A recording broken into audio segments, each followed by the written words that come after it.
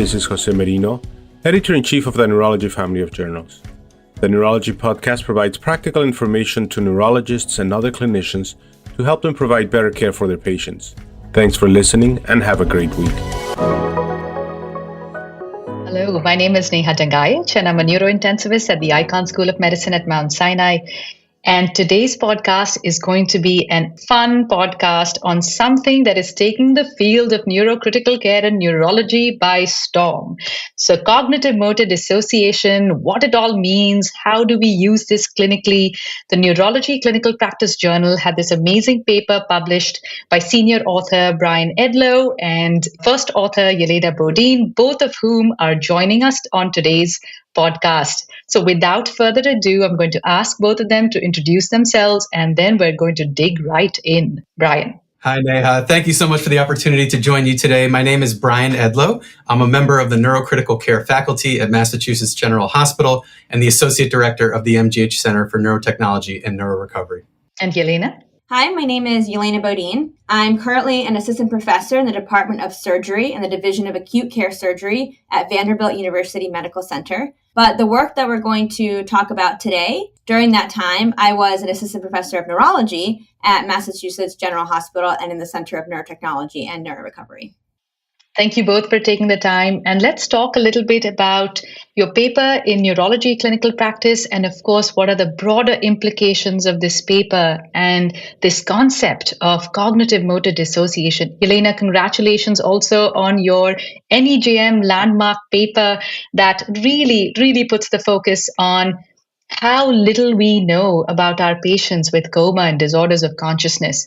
It's staggering that 1 in 4 patients who we think are in a coma are not really in a coma. So, Yelena, please tell our listeners, what is cognitive motor dissociation? We've known for several decades now, through work from investigators such as Adrian Owen, Martin Monti, and others, that a certain proportion of patients who appear unresponsive at the bedside, these are the patients who you will ask questions to, open and close your hand, wiggle your toes, show me a thumbs up, and they do not appear to respond to that command behaviorally at the bedside. But when they are assessed with task-based functional MRI, so they go into a scanner and they hear some instructions through headphones, or task-based EEG, they have electrodes placed on their scalp and they hear instructions through headphones and it's recorded with EEG, we can actually see that up to 1 in 4 and possibly even more of these patients who are unresponsive at the bedside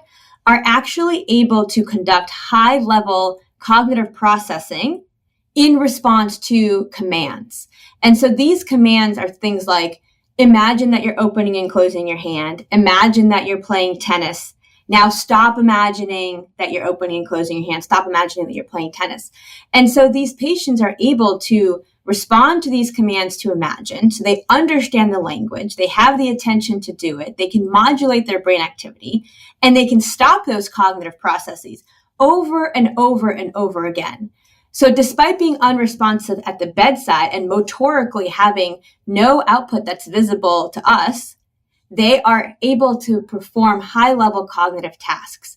And so the term CMD, which stands for cognitive motor dissociation, and was proposed by Dr. Nico Schiff in 2015, is really describing this dissociation, the separation between what these patients are able to do cognitively, which is relatively high level, compared to what we see when we assess them in terms of their motor output. And so that's where the term CMD comes from. It's really a descriptive term of this phenomenon. Thank you so much, Yelena. And Brian, you established this program at MGH for emerging consciousness. How did you get all the stakeholders aligned in both studying this and then applying what you found in your studies? And as you highlighted in this Neurology Clinical Practice paper, you learned several lessons along the way. So tell us how you aligned all the stakeholders in clinical care delivery for understanding how many patients had cognitive motor dissociation. I'll start by acknowledging that there was a complex series of ethical, clinical, regulatory, and logistical considerations as we built this program, the MGH Emerging Consciousness Program. Our story begins around 2012, where we began implementing these tools, task-based functional MRI and task-based EEG, in the intensive care unit for patients with acute severe brain injuries as part of research protocols. And this was based on methods that were developed by other groups around the world in the subacute and the chronic setting. And our hope was to determine whether these tools could detect signs of cognitive motor dissociation, or covert consciousness, as it's also referred to, in the acute critically ill population. Through a series of studies that were performed between 2012 and 2018, we found that these tests could indeed be feasibly and safely performed. And I want to underscore safety here, because the stakes when performing these types of assessments in patients who are critically ill are different than in those patients who are in the subacute or chronic stage. If God forbid any lying tube or monitor were to be dislodged during an fMRI scan, that could obviously have serious consequences. And so, to the extent that safety is always the number one priority, whether it's in the research protocols or in our newly developed clinical program, we always make sure, in collaboration with other members of the clinical team, that it is safe to travel with that patient to the MRI scanner, that it's safe to lie them supine for the 30 to 45 minute duration that it might require to perform an assessment like this. With EEG, it tends to be safer and more feasible to do at the bedside. We can keep the head of bed up at 30 degrees, and so the risk of elevated intracranial pressure is lower. And so for that reason, and several others, we tend to be able to perform EEGs more regularly than we're able to perform task-based functional MRI. But we provide all of these tools now, both for diagnostic and prognostic purposes, for our patients as part of this clinical program. The few lessons that I would want to share and highlight are the key importance of family communication. And what I mean by that is, of course, anytime we are prognosticating for our patients in the ICU, those are conversations where we are sitting down with families, communicating as clearly and as compassionately as we can. But the challenge of doing so when discussing these types of results, at least in our experience, is even greater, because the technologies are new. Even for many of us, these are new technologies for us to try to explain. So finding a way to communicate the results in a manner that is readily accessible to families is critically important. Then there's the fact that some families will look at an image of their loved one's brain, a functional MRI scan, and see a response to a command, to imagine opening and closing the hand, for example. And there's a certain emotional valence to seeing that type of image that can be greater than other important prognostic information, such that a family might place more weight on this one finding than on other findings from a head CT or from the behavioral exam or from structural MRI or from resting EEG that are equally important. And so to try to prevent families from putting too much emphasis on any particular result, we always counsel families before we perform these tests about what task-based fMRI and EEG can show us and what they can't show us, what their limitations are. And I want to highlight the critically important limitations of these techniques. If these tools were performed right now for all the people listening to this podcast, 25% of us, 1/4, would have a negative result because of the high false negative rate of these tests. And for patients with brain injuries, you mentioned Dr. Bodien's recent New England Journal paper. As she showed in that paper, as part of a large international study, 60% of patients who are able to follow commands at the bedside, giving a thumbs up, wiggling their toes, 60% of them can't do these tests. So a negative result is essentially to be ignored, whereas a positive result, certainly it is possible to get false positives, but we use strict statistical thresholds. And so a positive result tends to be more meaningful. Always go through this with families ahead of time so that they have realistic expectations going into the test. It's so important that you highlight the expectation setting that's needed with families when we are trying to incorporate the findings of new research into clinical care delivery. And particularly for both of these techniques, functional MRI and EEG, both of which have their limitations, putting those limitations in the context of everything else that we know, that multimodal prognostication is imperative. And knowing, Brian, I first heard this phrase from you, prognostic humility, acknowledging the limitations of the tools that we have, no matter how advanced those tools might be. I think that's very, very important. And we see that throughout your paper as you highlight 10 lessons in how you implemented functional MRI and EEG to understand cognitive motor dissociation. Yelena, I wanted to talk a little bit about the technical limitations.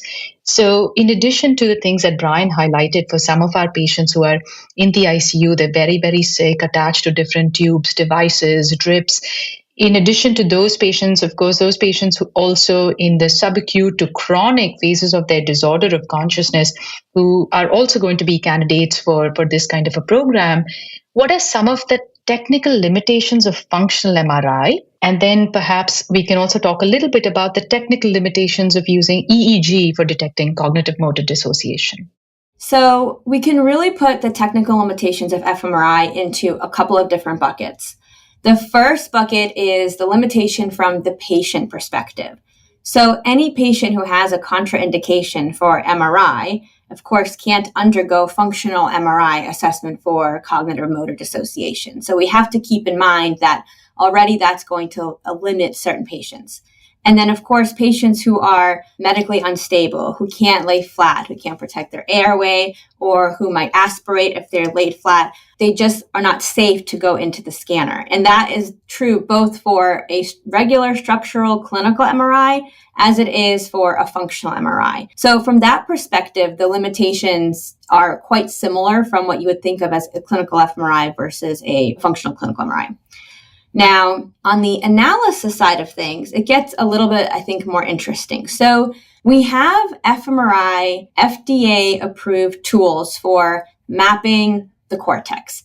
And those are used in preoperative planning with actually quite similar paradigms to what we do with our patients who have a disorder of consciousness.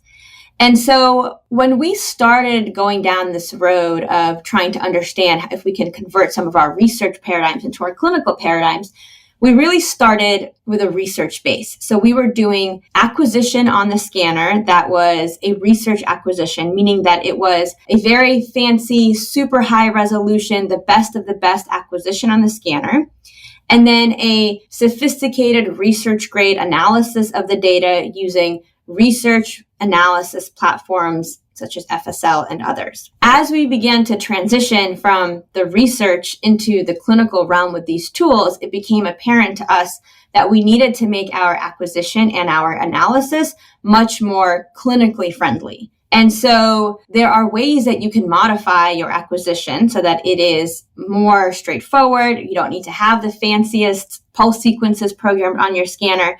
And then you also don't need to use your research analysis pipelines. You can actually leverage the tools that are already available and are FDA approved to analyze functional MRI data for preoperative planning. And that's exactly what we did.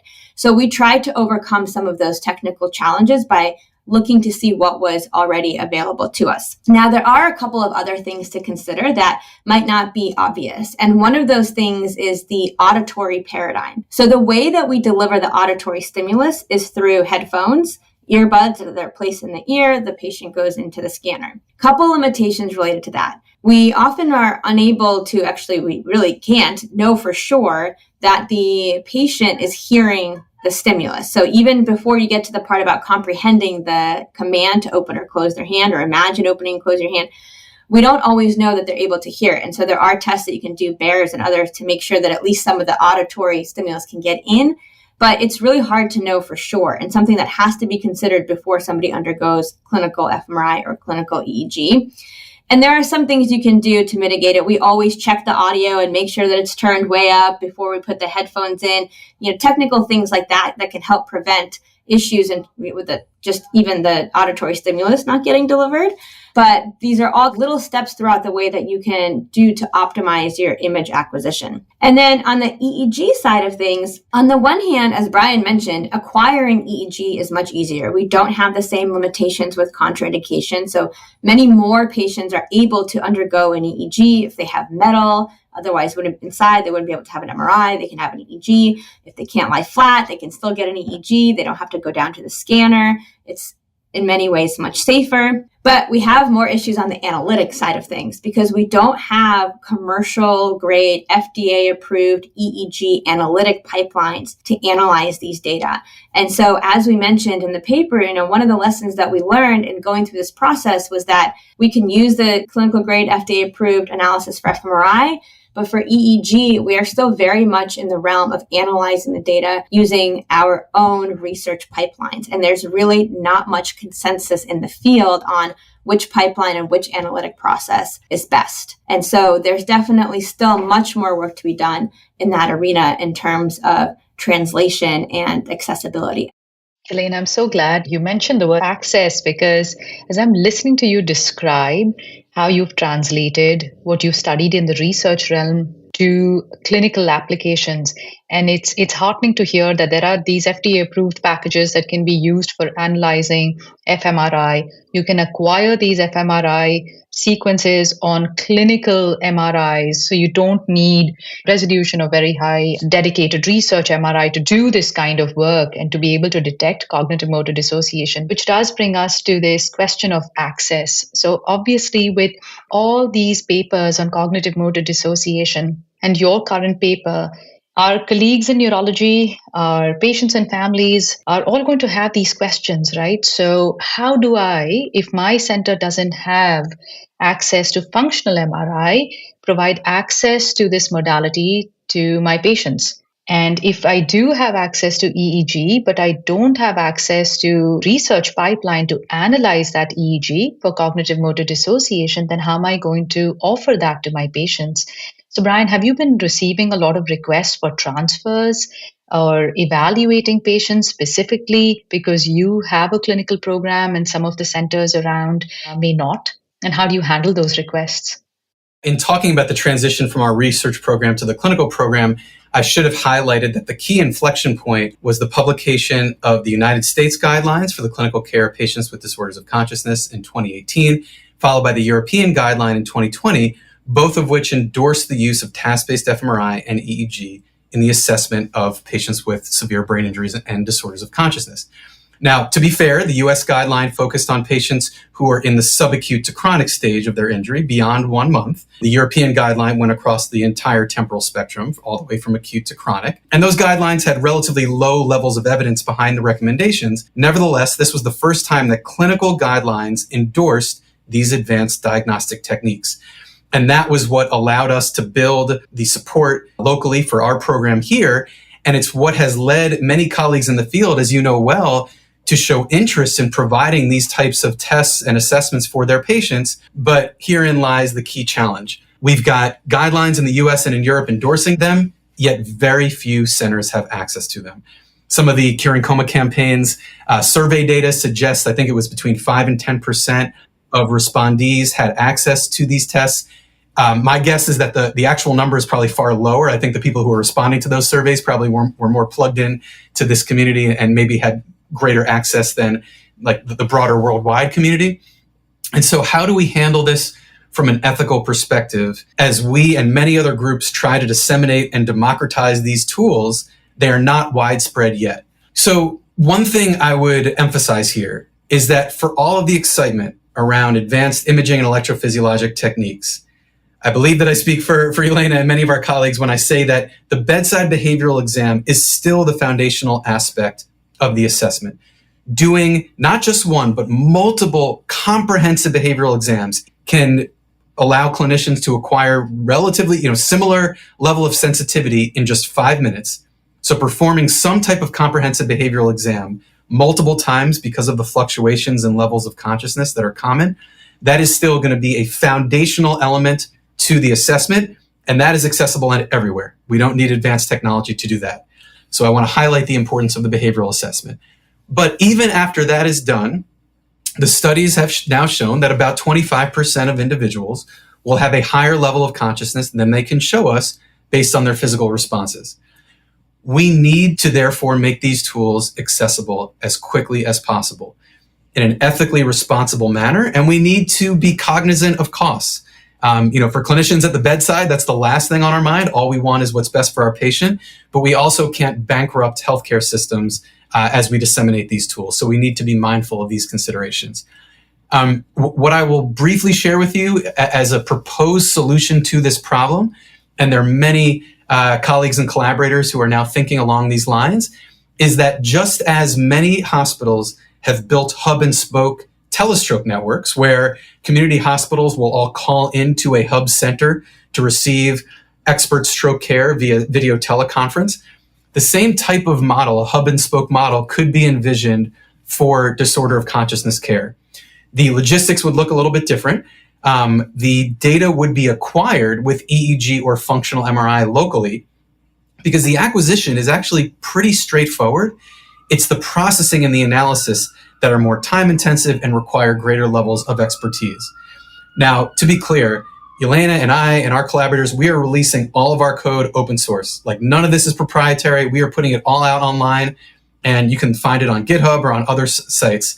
And that is certainly true of our research publications. It becomes a little bit trickier when you're talking about the dissemination of tools for clinical use. So I want to be very clear that we are not promoting any particular tool or technique for clinical use, but many different software packages, scripts, and sets of code are out there to do this. But for sites that don't have the expertise to perform that processing or run those analyses, you could I could text somebody at a community hospital in a hospital with limited resources. I could text them an MP3 file right now.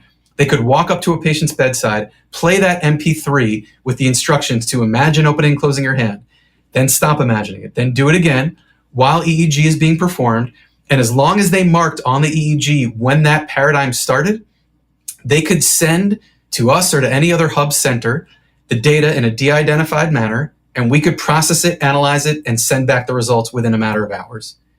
That is possible. It is not happening yet, and the logistical infrastructure, the HIPAA-based protocols that would need to be implemented to enable that will, of course, take some time, but I'm sure many of your listeners are used to sending out blood or CSF to a variety of hub centers around the world that can do advanced analyses. The same type of approach is probably possible for these types of assessments as well. Now, this is really, really exciting, right? It first takes high quality research for us to determine whether something's going to be beneficial clinically or not for our patients. Is it going to be safe? And then how do we build programs to implement and translate the findings of our research to really advance clinical care? So, as you've highlighted in your paper, it takes a lot, it takes a village, and there are lots and lots of lessons to be learned. What is fascinating is where we're going to be, how we push the boundaries to improve access to care, to bridge gaps in disparities that we know already exist. And we don't want to magnify those disparities. And it's going to take very intentional, thoughtful efforts like both you and Yelena have highlighted, whether it's the analysis, whether it's the image acquisition, whether it's access to EEG and that EEG analysis. There's so much hope, and more needs to be done. And putting the findings of your research in clinical context, I think it's taken about 20 years for cognitive motor dissociation to reach our landmark literature in a way that can impact clinical care. So this is happening right now.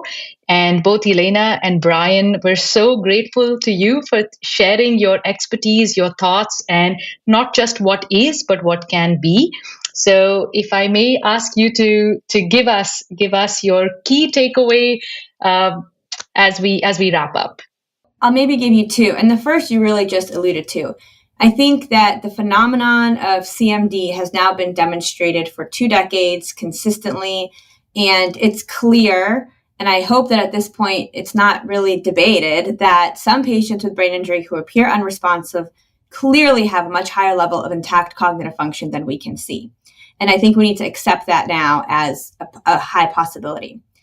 And the second thing is, even if the tools for clinical assessment of CMD are not readily available, as we know they are not in the overwhelming majority of settings, given that about 1 in 4 patients, and possibly even more, have cognitive motor dissociation, I think a key takeaway from this for clinicians is that we should consider the possibility that each patient who appears unresponsive at the bedside when we assess them, whether it's in the acute setting, subacute, or chronic setting, could have CMD. And that knowledge, that possibility, is something that can help us optimize the way that we speak to families about diagnosis and prognosis, bringing up that possibility and incorporating it into our discussions with family about what level of function could look like down the road, or even what level of function is currently, even though it's not visible at the bedside, I think is really important. And I think, to your point, it gives us, both as investigators and as clinicians and as families, hope that there is more. And even if we can't assess for it, and even if we can't do the functional MRI, we need to keep that possibility inside of us at all times. And we need to treat the patients as if they could have cognitive motor dissociation, and we need to speak to the families as if that is a high possibility as well. Thank you so much, Yelena. Brian? I would start by echoing Yelena's sentiments and the theme of prognostic humility that you highlighted earlier, Neha. We've known since at least the 90s that early emergence of consciousness in the ICU predicts long-term recovery. Behavioral studies by Joe Giacino and others have shown that convincingly. Work out of Columbia by Jan Klassen's group has now shown that the early emergence of covert consciousness, as detected by task-based EEG, or we assume the same will be true for fMRI when additional studies are done, that also predicts long-term outcome and recovery. And so when we sit down with families to have these conversations about what their loved one's life might look like in the future, if these tests have not been performed, we need to acknowledge with humility and with uncertainty that we haven't fully assessed their level of consciousness yet. And that's okay. If we're practicing at centers that don't have access to these tools, we're going to try to do better. We're going to try to disseminate them to as many centers as possible so that as clinicians have and families have access to these techniques around the world. But until that happens, in my opinion, we need to be humble and acknowledge that there is the possibility for a higher level of consciousness that has not been assessed for yet. And that might have bearing on that individual's chances of long-term recovery. Now, of course, these conversations about goals of care and continuation of life-sustaining therapy are very personalized, and they have to do with what quality of life would be meaningful for that individual. So I'm not suggesting that we can never make a prognosis and we can never guide families through that conversation. But I think we need to acknowledge with humility and uncertainty, our ability to guide that conversation may be incomplete until these tests are performed. And then the last thing that I would highlight is the limitations and the imperfections of these tests. Like any other diagnostic or prognostic tool we use in the ICU, they have important limitations. The false negative rate that we discussed earlier is, in my opinion, the most important one to keep in mind. And so from a research perspective, this field is not done. There is a lot more work to do to refine and optimize these techniques. There's a lot of excitement about additional techniques like TMS EEG, transcranial magnetic stimulation EEG, which might provide even greater sensitivity for detecting signs of consciousness in people who are not showing it physically at the bedside. So as the clinical domain and our clinical colleagues begin to embrace these tools, there is still a lot more work to be done in the research domain. Absolutely. And this ongoing cross-collaboration, this crosstalk, and what is meaningful? What is meaningful for our patients, for our clinicians at the bedside, and what is meaningful for our researchers to continue working at? The key message, of course, is we've got to remain humble. We've got to keep an open mind. And as we digest some of this information, may we all reflect on what is, what can be, and how do we acknowledge those uncertainties and still move forward and keep moving forward. Happy holidays, everyone. Thank you so much for joining us. And thank you, Brian and Yelena. If you've enjoyed the podcast, please take a few moments to subscribe, rate, and review the Neurology Podcast through Apple Podcasts, Google Podcasts, Spotify, or wherever you listen. And remember, you can always head to neurology.org/podcast for our full list of past episodes, or you can also search by keyword in your podcast app for any neurology-specific topics you want to learn about.